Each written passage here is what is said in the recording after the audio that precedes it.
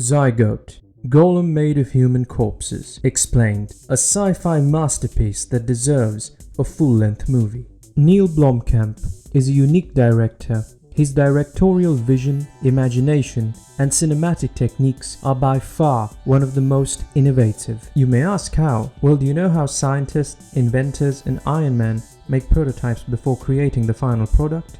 Likewise, Blomkamp tends to make smaller shots before making the entire film. His Oscar-nominated 2009 film, District 9, was actually based on a 2005 short film named Alive in Joburg. The shot deals with aliens running amok the streets of Johannesburg, but they weren't portrayed as the bad guys. Blomkamp used the documentary style of filmmaking and improvised the camera work to reveal the grim truth that was looming behind the reality. Both Alive in Joburg and District 9 are films that revolve around aliens coming to Earth, but only with the intent of taking refuge instead of seeking to dominate Earth or annihilate humans. To further this goal of independent filmmaking, Blomkamp founded Oates Studios in 2017 with the vision that it will act as an incubator of new ideas. Oates Studios has produced several short films in the past, and their latest project is a live-action horror film named Demonic, which is set for release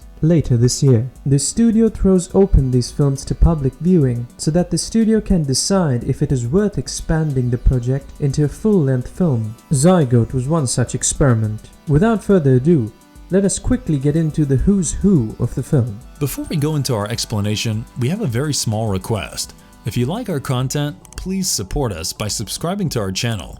This is a small click for you, but for us, it means a lot. Thank you. Let's begin.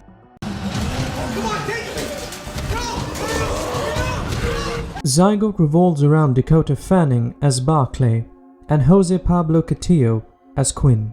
Barclay is a synthetic that was created to carry out deep mining operations that had high risks, so even if she died, it was alright. In one of the scenes she says, "I was born to die, class 1s are born to live." Naturally, her character is very much on the lines of the android named Bishop that was played by Lance Henriksen in James Cameron's 1986 film Aliens. So Barclay is essentially noble, a quick learner, and lives to serve her human master, who in this case is a superior officer, Quinn. You may remember Jose Pablo Castillo from television shows such as Taken, Standoff, or The Walking Dead. He has also starred in various films, including Blomkamp's 2013 film Elysium. However, starring with Dakota Fanning must have come to him as a great opportunity. Pablo's character, Quinn, is a Class 1 security officer in a mining facility that's located in the Arctic Circle. Quinn is a quick-thinking survivalist who knows his way around his facility, but he's also a generous and caring man. So generous that he doesn't shy away from giving his finger to Barclay. No, not sexually, we mean literally. So you're gonna take my fingerprint and you're gonna get out of here? But of course, the star of the show is the hulking monster that assimilated itself using the bodies of 98 of the dead crew members. It's a uniquely created beast that assimilates with its prey and gains their knowledge. In this regard, Zygote is pretty similar to John Carpenter's The Thing. Furthermore, both Zygote and The Thing are based in claustrophobic and cold environments. Let's cut to the chase, shall we? The film opens in what looks like a wrecked mining facility. The blaring alarms set the grim tone of the rest of the film, much like a Shakespearean play that would have a dark first scene to let the audience know what to expect. How many of you remember the three witches and their prophecy from Macbeth? We are told that out of 100 crew members, only 2 had survived. But who has killed the 98 personnel? Well, 20 years before the events of the film, an asteroid struck the Earth in the icy Northwest Territories. It contained a sentient crystalline matter called quartz. The quartz transmits gigabytes of information through beams of light, and this light influences humans to assimilate with others. A personnel named Holbrook cut open and strung together the organs of several pigs before proceeding to do the same with humans. Quinn also had a glimpse of the sentient light, but he immediately cut his eyes out. Cut my eyes out when I saw that light.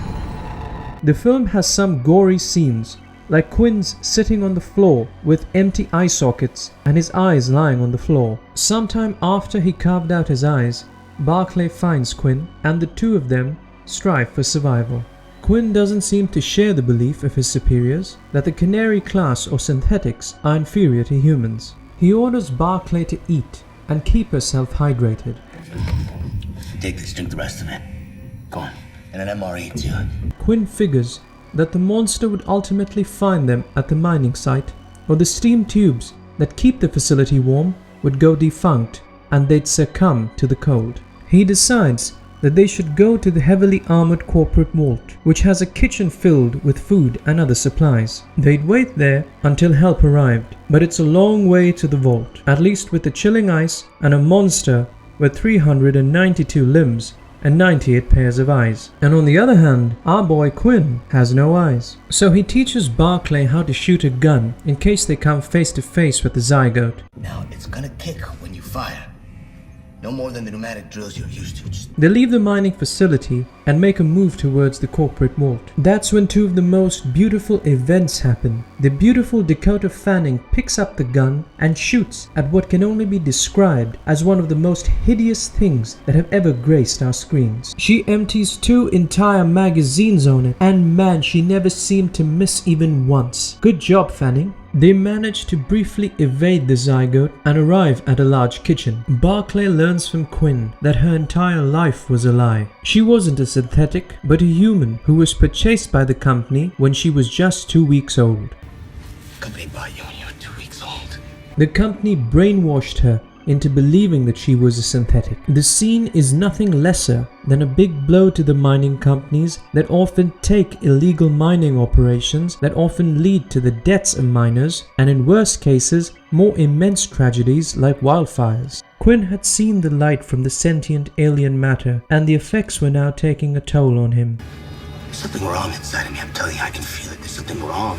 He told Barclay to go ahead to the corporate vault alone, wait there for help, and to tell the world what her firm was doing. But to go to the corporate vault, she needed the fingerprints of a high-ranking officer, so in a brave act of sacrifice, Quinn slashed one of his fingers and gave it to her. Quinn tells her that the Zygote will ultimately get to him for assimilation, and it'll know everything that Quinn knows. The Zygote breaches and Barclay flees. However, Zygote absorbs Quinn's knowledge and finds out about Barclay's plan to go to the corporate vault. Barclay manages to reach the gate to the vault, but Quinn's fingerprints won't open the door as he didn't have the required access. Finally, Dakota plays hide and seek with the alien monster for about 5 minutes, but Zygote soon catches up. She manages to shoot it down with the explosive rounds of Quinn's handgun, and then slices one of Zygote's arms to test the fingerprints of the various fingers that were there on that arm. The short film ends as she enters the secure vault. Now that she was alone and secure, she must have got time to think about her life and how her past has been one big lie. Can you imagine how your life would change if someone told you that you weren't a human but a robot? The short film is abundant with subtle symbolism, especially in the names. As you'd know, a zygote is a fertilized union of a sperm cell from a male and an ovum from a female. Then it goes on to develop into a multicellular organism, ultimately growing into several tissues and organs.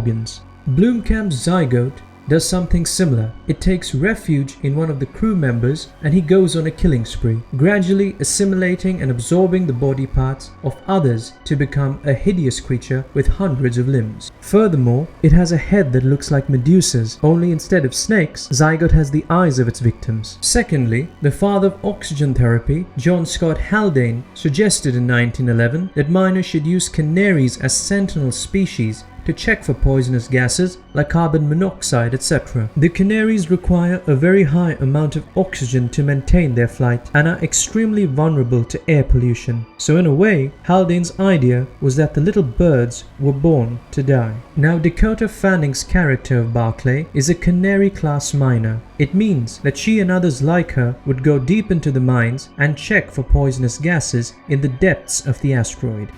Your job is to die if you walk into a bucket of poison gas, right? The next one lives deep in mythology. Now Cerberus was the three-headed hound of Hades, the god of the dead. It was Cerberus's job to to guard the gates of the underworld and to stop the dead from leaving. Blomkamp fittingly named the mining facility Cerberus, as Zygote was nothing more than reanimated dead people trying to leave the place. The three heads of Cerberus often represent the three stages of life, that is birth, life, and death. This could resemble Barclay's life, as the company bought her as an infant who grew up in the facility and she could die at any point of time. One amazing thing about this short film is that it feels like a part of a movie, just that this particular part is self-sufficient. Unlike the other old studio films, like Zaka, this one here is more linear and simpler as a story. Like most of Blomkamp's works, Zygote smells of corporate skullduggery and some amazing body horror. The Zygote itself is a 9-foot tall, strong, heavy and slow monster that moves to kill and absorb. If you're a horror and sci-fi fan, you'll not find it difficult to relate Zygote with John Carpenter's The Thing. Both films have an icy and unforgiving setting, and both the monsters learn everything that their victim knows. And since we're on the subject, Marvelous Videos deep dived into John Carpenter's magnum opus, The Thing. We'll leave the link in the description, please do check it out. Coming back to Zygote, it also takes mild inspiration from Ridley Scott's genre-defining sci-fi horror film, Alien. Both Alien and Zygote have references to synthetic humans or robots and how corporations use them. However, Blomkamp went a step further and gave his synthetic a grim backstory of being an orphan who was bought by a corporation as an infant and made to believe that she was a robot. If they decide to go ahead and turn Zygote into a full-length feature, they could have done great things with Barclay's character.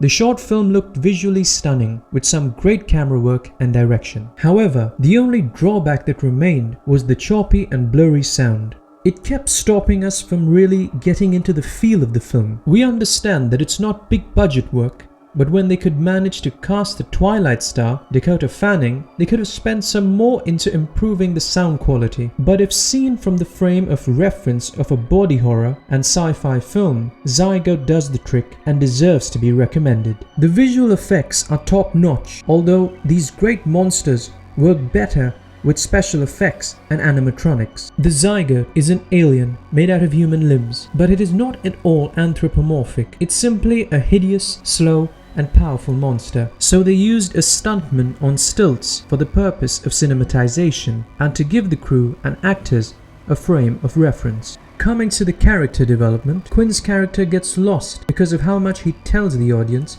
about the background of the short film. In all the pieces of information that he gives, we overlook what he's actually going through, apart from the pain he's undergoing due to self-inflicted blindness. However, Quinn is at an absolute loss, not only because he's become blind, but also because he's aware that his end is near. Furthermore, he may have been disturbed by the slave-like treatment his superiors subjected humans to, but he put up with it nonetheless. It was only after everyone was dead that he decided to be the good guy and tell Barclay about a horrid past. So apart from the physical pain, he is also burdened by the heavy pressure of his degraded morality. On the other hand, Barclay was the perfect protagonist of the short film. When she believed that she was nothing more than a piece of machinery, she was willing to sacrifice her life for her code. Come first, sir. Class 1's come first. I was born to die. And even when she got to know that she was human and that Quinn knew about it, she did all that was physically possible to save him from his unfortunate end. To sum up, we can say that Zygote was a well-made short film that definitely has the potential of being turned into a full-length feature, but it suffers from issues that low-budget films usually have. Also, there are clear signs of resemblance between Zygote and Blomkamp's other films like Chappie and Elysium. Do give it a watch and let us know how you feel about the short film. And if you liked our content, don't forget to leave a like and subscribe to us if you haven't already. Have a good one and be safe. Thanks everyone.